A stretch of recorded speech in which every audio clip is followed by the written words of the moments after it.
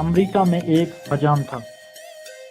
انوکھی بات یہ تھی کہ وہ اپنے گاہکوں سے پیسے بالکل نہ لیتا اور کہتا کہ میں اپنے شوق کی تکمیل کے ساتھ خدمت خلق کر رہا ہوں۔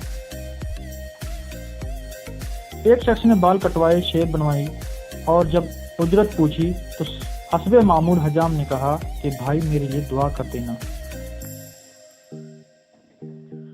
اس شخص کی پھولوں اور گفٹ کی دکان تھی۔ اگلے دن جب صبح حجام دکان پر پہنچا تو وہاں پر پھول، گفٹ اور کارڈ آویزاں تھے۔ اس نے خوش دلی سے وہ لے لیے۔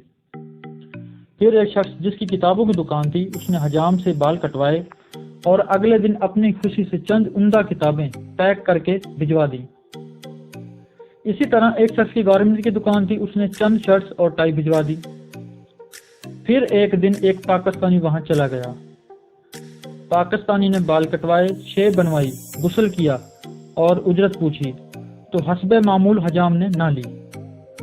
اب اگلی صبح جب حجام نے اپنی دکان پر پہنچا تو اس نے بھلا کیا دیکھا؟